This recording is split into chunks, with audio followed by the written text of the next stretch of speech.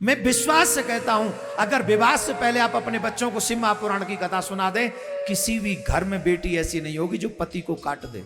किसी घर में ऐसा बेटा नहीं होगा जो पत्नी को जला दे। और जो बेटे से प्रेम करने वाला होगा वो धर्म से प्यार नहीं कर पाएगा। लेकिन धर्म की रक्षा के लिए कैसा धर्म परायण होना चाहिए, ये वसुदेव जी से सीखो। स्त्री वध अधर्म है, इसलिए मैं अपने सारे पुत्र तुम्हें दे दूंगा, लेकिन एक स्त्री का वध मत करो। ये संकल्प। माथे से तिलक गायब, सर से शिखा गायब, गले से तुलसी गायब, हाथ से कलावा गायब, मुख से भगवान का नाम गायब है। सूर्य को जल तक नहीं चढ़ाते कितने हिंदू। वो वही करते हैं जो कुरान में लिखा है। तुम वो क्यों नहीं करते जो रामायण में लिखा है? तुम वो क्यों नहीं करते जो गीता में लिखा है? तुम वो क्यों नहीं करते जो पुराण में लिखा है? और जो सनातन का प्रयोग स्वार्थ के लिए करता है, वो खुद भी डूबता है और अपने समाज को भी ले डूबता है। तो शिव पुराण में पूरा गृहस्थ कैसे चलाना चाहिए सब है। और जिनके बच्चे विवाह के योग्य हो ना, वो तो कसम खा लें कि हम तो जाएंगे 9 दिन वहीं बैठेंगे। मैं विश्वास से कहता हूं, अगर विवाह से पहले आप अपने बच्चों को शिव महापुराण की कथा सुना दें, किसी भी घर में बेटी ऐसी नहीं होगी जो पति को काट दे। किसी घर में ऐसा बेटा नहीं होगा जो पत्नी को जला दे। ये ज्ञान दे देता है शिव महापुराण। तो हम तो आग्रह करेंगे, जिसके घर में बच्चे जवान हो रहे हैं, उन बच्चों के साथ बैठकर आप शिव महापुराण की कथा। हम सिर्फ कह सकते हैं, करना तो तुम ही को पड़ेगा प्यारे, करना तो तुम ही को पड़ेगा। धर्म की रक्षा करने के लिए वसुदेव जी ने कंस को ये वचन दिया, देवकी के गर्भ से जितनी भी संतान होगी मैं तुम्हें लाके दूंगा, लेकिन देवकी का वध मत करो। मैं आपसे जानना चाहूंगा, धर्म ज्यादा प्रिय है कि बेटा? जोर से बोलो, जोर से बोलो, झूठ मत बोलना। झूठ बोल रहे हो। जो धर्मात्मा होगा वो बेटे से प्यार नहीं करेगा, और जो बेटे से प्रेम करने वाला होगा वो धर्म से प्यार नहीं कर पाएगा। नोट कर लीजिए इस बात को। जरूरतों को पूरी करने के लिए हम लोग धर्मात्मा बने, वो अलग बात है। ये चाहिए तो ये अनुष्ठान करवा लो, ये चाहिए तो ये अनुष्ठान, वो धर्मात्मा होना ठीक है। स्वार्थ सिद्धि के लिए धर्म अनुष्ठान होना है, लेकिन धर्म की रक्षा के लिए कैसा धर्म परायण होना चाहिए, ये वसुदेव जी से सीखो। स्त्री वध अधर्म है, इसलिए मैं अपने सारे पुत्र तुम्हें दे दूंगा, लेकिन एक स्त्री का वध मत करो। ये संकल्प। इसलिए नहीं कि वो पत्नी है, इसलिए कि स्त्री का वध अनुचित है, अधर्म है। हम लोग धर्म की रक्षा के लिए कोई स्टेप नहीं उठाते अपने घर में।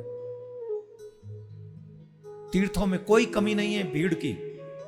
किसी भी तीर्थ में चले जाओ, लाइन लगी पड़ी है, और देखो यहां लाइन लगी पड़ी है, मान बिहार जी में लाइन लगी पड़ी, अयोध्या में लाइन लगी पड़ी, काशी विश्वनाथ में लाइन लगी पड़ी। अरे केदार बाबा वो दुखी है, इतनी लाइन लगी पड़ी है। अमरनाथ बाबा दुखी है, वहां भी लाइन लगी पड़ी। ऐसी कोई तीर्थ प्लेस नहीं है जहां लाइन नहीं लगी। लेकिन उस लाइन में चलने वाले ईमानदार श्रोता दर्शनार्थी सनातनियों से पूछो कि तुम ईमानदारी से धर्म की रक्षा कितनी करते हो।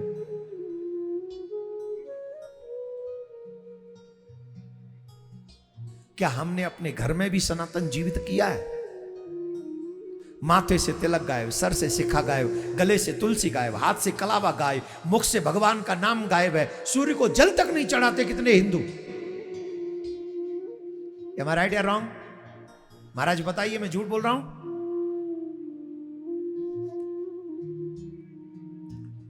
सिर्फ तीर्थों में जाने वाले सनातनी ये प्रण कर लें कि हम अपने सनातन के झंडे को झुकने नहीं देंगे, हम भगवान के पूजा पाठ को झुकने नहीं देंगे। हम विश्वास से कहते हैं, पूरा कायनात, पूरी सृष्टि, पूरी प्रकृति तुम्हारा साथ देगी और तुम अपने सनातन को पुनः आगे बढ़ा सकोगे।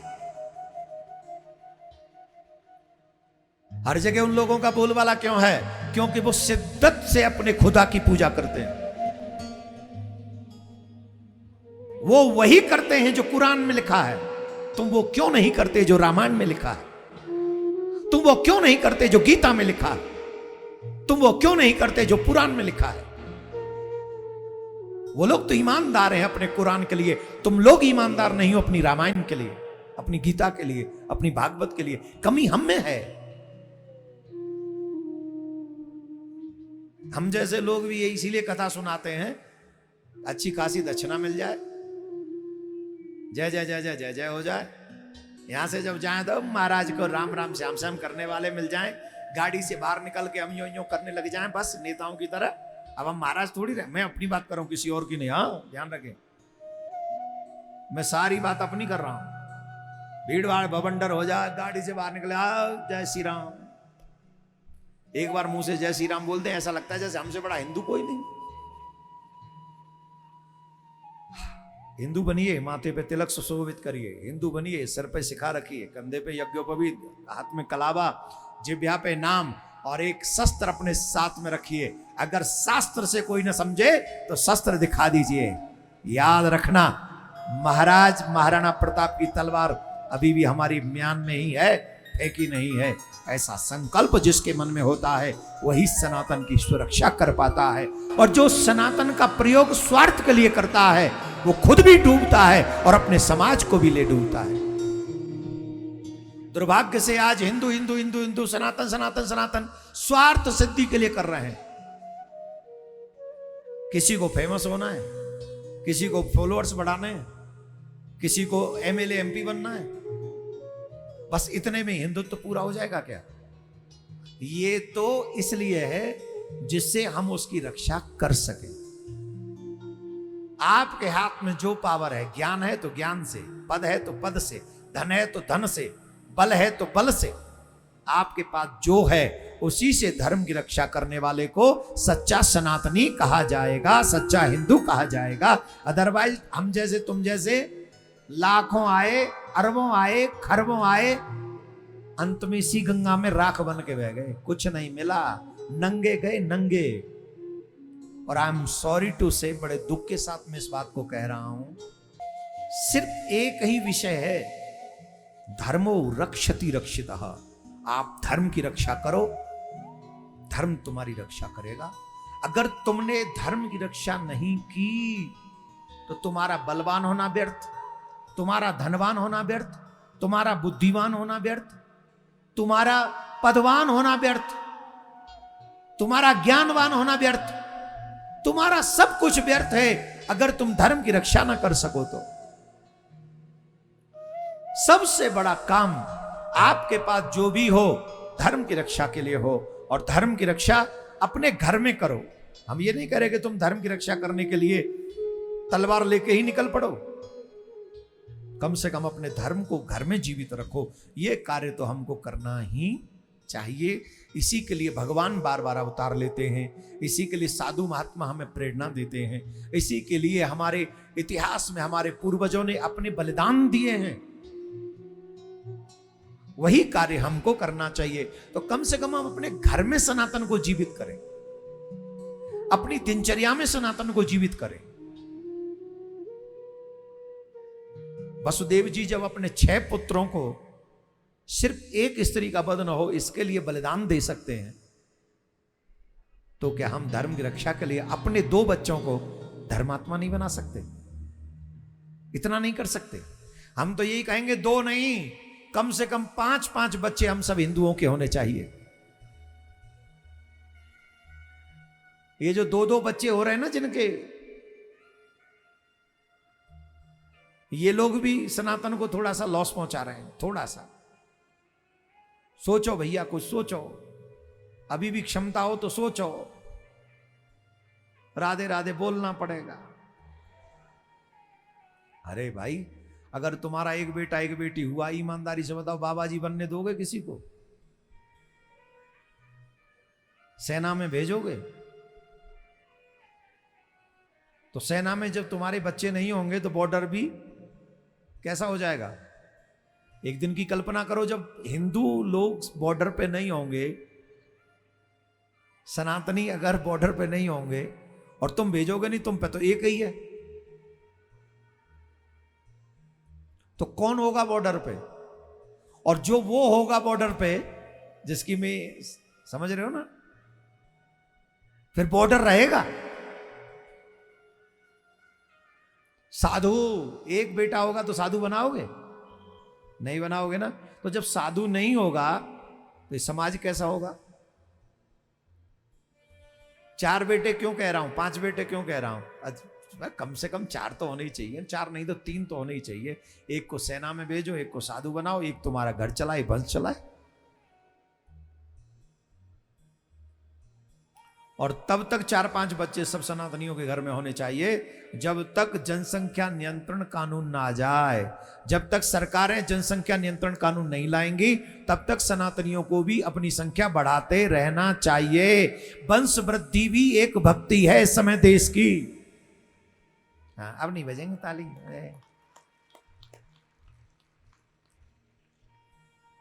बहुत से तो लोग यूं कह रहे महाराज पढ़ाएगा कौन, खिलाएगा कौन? तेरा बाप खिलाएगा और कौन खिलाएगा? जब तुम मां के पेट में थे तो तुम्हें कौन खिला रहा था?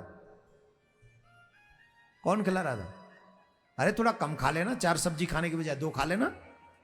2 न मिले तो 1 सब्जी खा लेना। और जब वही 4 अगर बच्चे हुए, एक डीएम बन गया, एक कप्तान बन गया, एक नेता जरूर बनाना। एक सफेद कुर्ता, कारी जाकट, या कारी नहीं तो कैसी, आजकल तो भगवा जैकेट चल रही। सफेद कुर्ता, भगवा जैकेट और माथे पे तिलक, नेता जरूर बने। वही कानून बनाएगा ना वहां जाके।